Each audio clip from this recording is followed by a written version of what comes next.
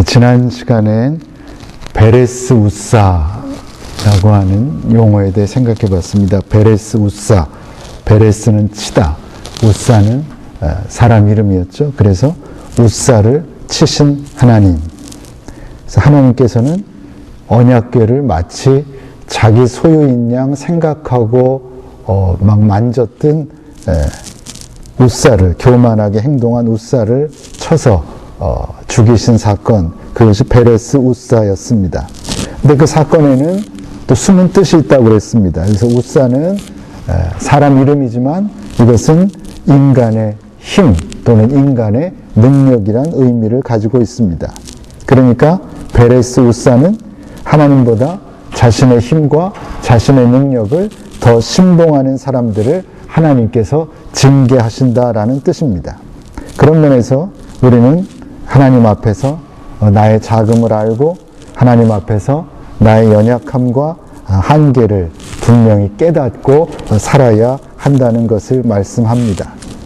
베레스 우사, 교만한 사람, 자기의 힘을 하나님보다 더 신뢰하는 사람, 하나님께서 치신다라고 하는 교훈을 명심하고 언제나 작은 자로 그리고 낮은 자로 살아가는 저와 여러분 되시기를 바랍니다.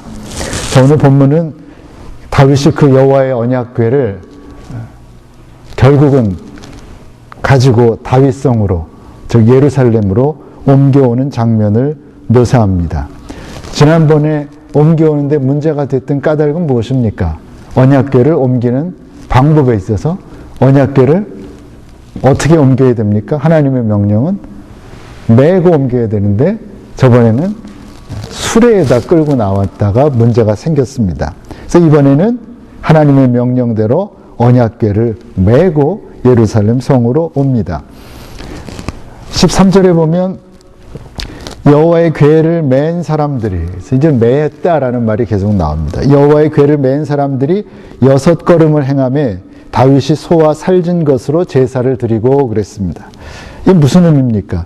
6걸음을 걷고 7번째는 서서 감사의 예물을 드렸다. 감사의 제사를 드렸다는 겁니다. 이건 보통 일이 아닙니다. 우리 그 한국에서 보면 삼보일배 하는 분들이 있습니다. 삼보일배. 3걸음 걷고 절하고 땅바닥에 절하고 또 3걸음 걷고 뭐 어떤 목적을 위해서 또는 종교적 수행을 위해서 그렇게 하는 분들 많이 있습니다. 외국 사람들 중에도 물론 있고요. 고행하는 분들이 그러니까 삼보일배합니다. 3걸음 걷고 한 번은 땅바닥에 엎드려서 절하고 일어나서 걸으니까 그런 고행이 없는데 그걸 생각하면 이해가 됩니다. 이스라엘 백성들은 여호와의 궤를 옮기는데 겨우 6걸음 걷고 7걸음째 제사를 드렸다는 겁니다. 그것도 그냥 대충 드린 게 아니라 소와 살찐 송아지로 드렸습니다. 제대로 번제를 드린 겁니다. 그러니까 6걸음 걷고 예배드리고, 지금식으로 하면 6걸음 걷고 예배드리고 6걸음 걷고 예배드리고 그런 식으로 하나님의 언약궤를 옮겼다라는 겁니다. 그러니까 그들의 정성을 느낄 수 있습니다. 지난번하고는 아주 확연히 달라진 모습입니다. 자, 그렇게 옵니다. 다윗은 어떻게 했을까요? 14절에 보니까 여호와 앞에서 힘을 다하여 춤을 추는데 때에 배 에봇을 입었더라 그랬습니다. 다윗은 어떻게 했습니까? 춤을 췄습니다. 배 에봇은 제사장들이 입는 옷이 아니라 여기서는 양털 조끼를 말합니다. 양털 조끼를 입었는데 분위기상으로 볼 때 제대로 입은 것 같지 않습니다. 대충 걸쳐 입은 것 같습니다. 그렇게 하고 온 힘을 다해 춤을 추면서 걸었습니다. 지금 다윗의 마음이 어떤지를 잘 보여줍니다. 다윗은 지금 그렇게 기뻤습니다. 너무너무 기뻤습니다. 자, 이제 오늘의 본문입니다. 16절 보십시오. 여호와의 궤가 다윗성으로 들어올 때에 사울의 딸 미갈이 창으로 내다보다가 다윗 왕이 여호와 앞에서 뛰놀며 춤추는 것을 보고 심중에 저를 업신여기니라 그랬습니다. 저 언약궤가 이제 오랜 시간 걸렸겠죠. 6걸음 걷고 제사 드리고 그렇게 왔으니 얼마나 오래 걸렸겠습니까? 그렇지만 이제 다윗성에, 예루살렘 성에 가까이 오니까 사울의 딸 미갈이 창문을 통해서 그 광경을 봤습니다. 그 깜짝 놀랍니다. 다윗이 자기에겐 남편입니다. 자기 남편입니다. 자기에게 남편이지만 이스라엘 백성에겐 뭡니까? 왕입니다. 최고의 권좌에 있는 왕입니다. 근데 그런 사람이 지금 뭐 하는 겁니까? 보니까 분위기상으로는 대충 막 옷도 벗고 막 춤추는 것 같습니다. 요즘 식으로 하면 막 춤을 추는 겁니다. 그러니까 한 나라의 왕이 온 백성들 앞에서 막 춤을 추는 겁니다. 여기 계집종이라고 하는 말은 신하들의 부인이라는 얘기입니다. 그러니까 자기의 신하들의 부인들까지 있는데 그 앞에서 막 난리가 나서 춤을 추고 있다라는 겁니다. 그 모습을 보고 미갈이 어떤 마음을 먹었습니까? 다윗을 업신여겼다라고 성경은 말씀합니다. 남편을 업신여긴 겁니다. 지금 다윗은 너무 감사해서, 너무 감격해서, 기뻐서 춤을 추며 하나님을 경배하는데 아내라고 하는 사람은 그 남편을 업신여긴 겁니다. 아주 하찮게 여겼다라는 겁니다. 미갈 역시 사람인지라 순간 그런 마음이 들 수도 있겠다는 생각은 듭니다. 명색이 왕인데 아무리 기뻐도 그렇지 왕이라는 사람은 왜 저렇게 채통 없이 행동을 할까? 그런 마음이 들 수 있을 겁니다. 아내라면 더 그럴 수도 있을 것 같습니다. 내 남편이니까. 왕이기 이전에 내 남편인데 저러는 모습이 마음에 안 들 수도 있을 것 같습니다. 그러나 거기서 끝냈어야 했습니다. 그리고 다윗의 마음을 이해하려고 노력했어야 합니다. 근데 미갈은 생각만 그렇게 한 게 아니라 나중에 오히려 대놓고 다윗의 행동을 비난하는 그런 모습을 보입니다. 20절 하반절에 보면 사울의 딸 미갈이 나와서 다윗을 맞으며 가로되 이스라엘 왕이 오늘날 어떻게 영화로우신지 방탕한 자가 염치 없이 자기의 몸을 드러내는 것처럼 오늘날 그 신복의 계집종의 눈앞에서 몸을 드러내셨도다라는 말을 합니다. 이게 무슨 말입니까? 요즘 말로 하면 오늘 당신이 어떤 행동을 한 건지 아시겠습니까?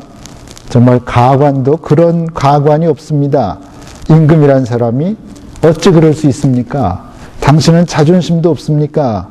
임금으로서의 채통을 이제 어떻게 할 작정입니까? 그렇게 쏘아붙인 겁니다. 그런데 하나님께서 어떻게 하시죠? 그런 미갈을 벌하십니다. 잘했다 칭찬하지 않으십니다. 23절에 있는 대로 미갈은 영원히 아이를 갖지 못하게 되었습니다. 그러니까 그녀에게는 인간적인 체면, 자존심 그런 것들이 하나님을 향한 마음보다 더 중요했던 겁니다.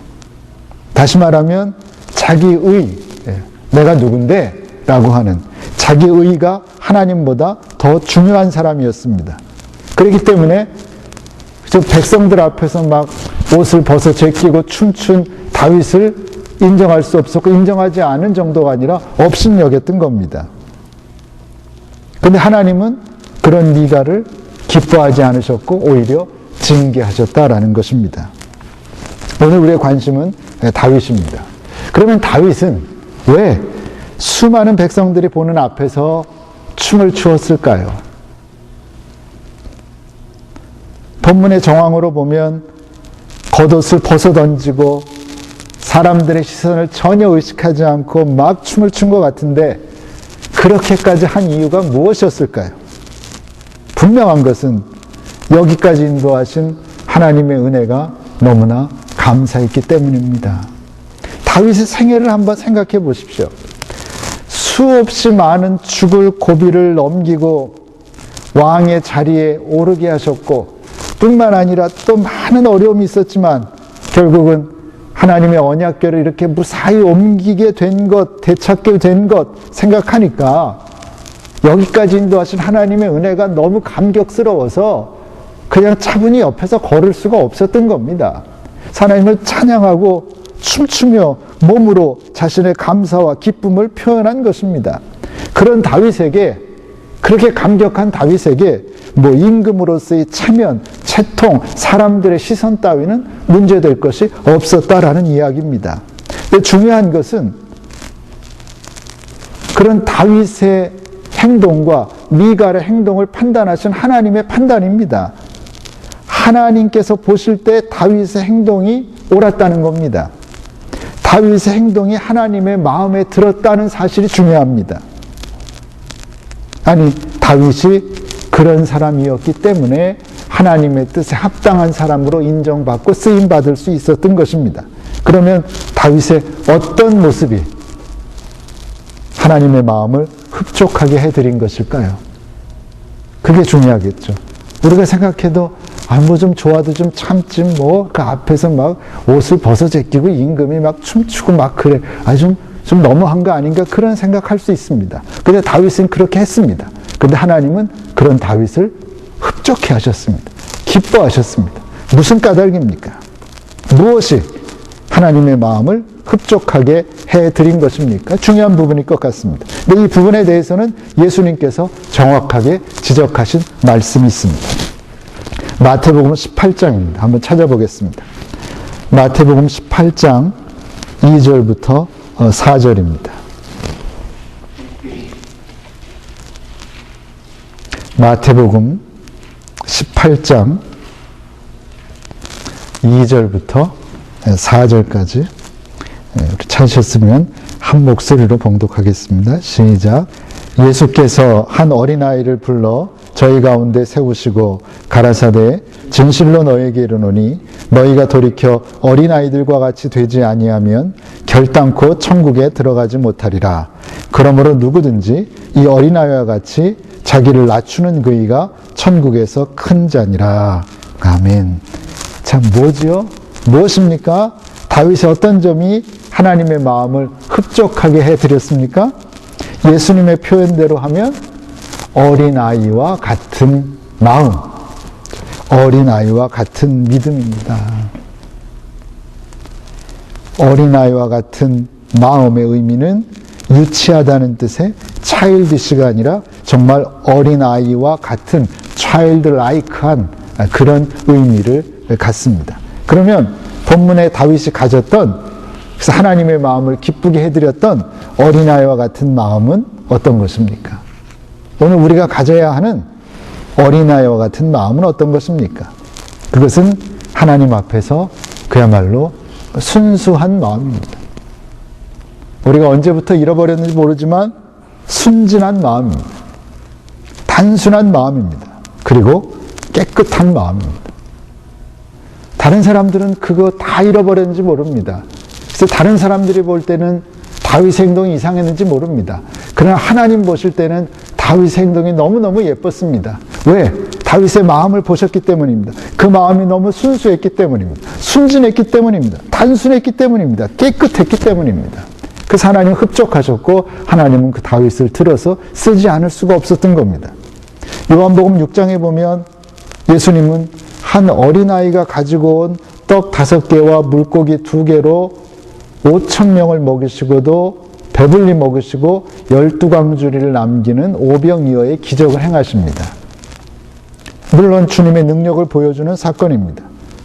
그러면 주님의 마음을 움직이게 한 것은 무엇입니까? 주님이 아무 데서나 아무 때나 그런 행동하신 거 아닙니다. 주님의 마음을 움직이게 한 결정적인 건 무엇입니까? 한 어린아이의 마음입니다. 당시 수많은 사람들이 있었고 그 중에는 상당히 많은 사람들이 자기 먹을 것을 갖고 왔을 겁니다. 어른들이 도시락 챙겨왔을 겁니다. 그러나 아무도 그것을 내놓는 사람 없었습니다. 왜? 재고 있었습니다. 계산하고 있었습니다. 이걸 내놔야 돼, 말아야 돼. 인간적인 계산, 세상적인 계산만 하고 있었습니다. 그러나 그 중에서 한 아이, 어린아이는 인간적인 계산 같은 건 모르는, 그래서 비록 작지만 자기에겐 참 중요한 건데, 자기가 먹을 도시락인데 아무것도 아닌 세상적으로 볼 때 하찮은 거지만 나에게서 아주 중요한 그것을 주님께 그냥 가지고 와서 드렸습니다. 그게 뭡니까? 그 어린아이의 순수한 마음이고 순진한 마음이고 단순한 마음이고 깨끗한 마음입니다. 근데 그것이 바로 기적을 일으킨 겁니다. 그렇죠. 그 마음을 보시고 주님께서 기적을 행하신 겁니다. 그런데 본문의 다윗이 꼭 그랬습니다. 이스라엘의 왕입니다. 우리 가운데 대통령은 대통령까지는 안 가더라도 뭐 한국에서 장관 같은 것도 해본 사람 없을 겁니다. 최고로 높은 임금의 자리에 있으면서도 다윗은 변하지 않았다라는 겁니다. 자리가 사람을 변하게 하는 것 같습니다. 분명히. 그런데 다윗은 그러지 않았습니다. 이스라엘의 왕의 자리에 올랐으면서도 예전에 순수한 마음을 그대로 가지고 있었다라는 겁니다. 하나님 앞에서 단순하고 깨끗한 마음을 여전히 간직하고 있었습니다. 그런 까닭에 백성들 앞에서 기쁨을 나타내고 춤추는 일 따위는 적어도 그에게 있어서는 아무런 문제도 될 수 없었다는 것입니다. 다시 말씀드리지만 중요한 것은 그런 다윗을 하나님께서 기뻐하셨다는 사실입니다. 하나님께서 기뻐하셨습니다. 그리고 하나님께서는 오늘 우리들에게도 바로 그 마음을 원하고 계시다는 겁니다. 어떤 마음입니까? 어린아이와 같은 마음. 순수하고 순진하고 단순하고 깨끗한 마음. 그 마음을 원하신다라는 겁니다. 2000년 전 주님께서 안타까운 마음으로 제자들에게 주신 말씀은 오늘 우리들에게도 그대로 적용되는 말씀입니다. 오늘 바로 우리 각자에게 주시는 말씀입니다. 진실로 너희에게 이르노니 너희가 돌이켜서 어린아이들과 같이 되지 아니하면, 너희가 회개하고 돌이켜서 어린아이들과 같이 순수하고 순진하고 단순하고 깨끗한 마음을 회복하지 않는다면 결단코 천국에 들어가지 못하리라. 얼마나 단언적인 말씀입니까? 결단코 천국에 들어가지 못하리라. 얼마나 중요한 말씀입니까? 어린아이와 같은 마음을 회복하고 어린아이와 같은 그런 마음으로 살지 않으면 결단코 천국에 들어가지 못한다. 그게 주님의 선언입니다. 오늘 우리 모두에게 요구되는 것은 어린아이와 같은 순수함과 순진함입니다. 단순함입니다. 세속에 물들지 않는 깨끗함입니다. 오늘 본문에 다윗이 꼭 그랬습니다. 그래서 하나님의 뜻에 합당한 사람으로 인정받았고 하나님께 크게 쓰임 받았던 것입니다. 오늘 우리의 마음은 어떻습니까? 미갈처럼 인간적인 어떤 체면, 자존심, 교만함 또는 자기의라고 하는 감옥에 갇혀 살고 있는 것은 아닙니까? 만약에 그렇다면 우리도 어서 속히 감옥문을 열고 뛰쳐나와야 할 것입니다. 그리고 회개하고 돌이켜서 어린아이와 같은 순수함과 순진함과 단순함과 깨끗함을 회복해야 할 것입니다. 하나님은 진정 위선적인 사람, 교만한 사람 기뻐하지 않으십니다. 싫어하십니다. 미워하십니다. 순수하고 순진하고 깨끗하고 단순하고 정직한 사람을 기뻐하십니다. 우리 그렇게 살아야 할 것입니다. 아니, 꼭 그렇게 살아야 합니다. 왜냐하면 그렇지 않으면 주님이 선언하신 대로 우리 역시 결단코 천국에 들어가지 못할 것이기 때문입니다. 다윗은 한 나라의 왕이었지만 하나님의 자녀로서의 순수함과 순진함을 잃지 않았습니다. 인간적인 체면, 자존심, 교만 다 버리고 하나님 앞에서 언제나 작은 자로 겸손한 자로 살았습니다. 교만한 자의 자리에 앉지 않았습니다. 하나님께서 그런 사람을 어찌 버리시겠습니까? 아니 그런 사람에게 어찌 복 주시지 아니하시겠습니까? 하나님은 다윗을 축복하시고 또 축복하십니다. 우리도 마찬가지입니다. 늦지 않았습니다. 돌이켜 어린아이와 같은 마음, 정말 이 세속적인 타락한 이 세상에서 그 마음을 가지고 산다는 것은 어려운 일이지만 하나님의 준엄하신 명령입니다. 돌이켜 어린아이와 같은 마음을 회복함으로 다윗처럼 하나님의 뜻에 합당한 사람, 하나님이 주시는 복을 이 땅에서 마음껏 누리며 살아가는 저와 여러분들 되시기를 바랍니다. 기도하겠습니다. 하나님, 다윗이 오늘도 하나님의 마음을 흡족하게 해드렸습니다. 어린아이와 같은 마음을 가졌기 때문입니다. 순수하고 순진하고 단순하고 깨끗하고 정직한 마음으로 하나님을 찬양하고 경배했을 때 하나님은 그 마음을 받으시고 다윗을 들어 당신의 종으로 크게 쓰신 것을 우리가 다시 한번 살펴보았습니다. 하나님, 오늘 우리의 마음은 어떻습니까? 내 안에 그 다윗의 마음이 있습니까?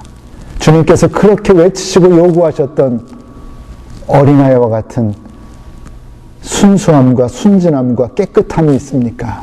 정직함이 있습니까? 나도 모르게 세상에 오염된 타락하고 더러운 마음이 내 안에 그득한 것은 아닙니까? 하나님, 나를 향한 주님의 그 애타는 음성 듣게 하시고 돌이켜 어린아이와 같은 마음을 회복함으로 하나님의 마음을 흡족하게 해드리며 이 땅에서 하나님이 주시는 복을 받아 누리기에 부족함이 없는 저희들 되게 하여 주시옵소서. 예수님의 이름으로 기도하옵나이다. 아멘.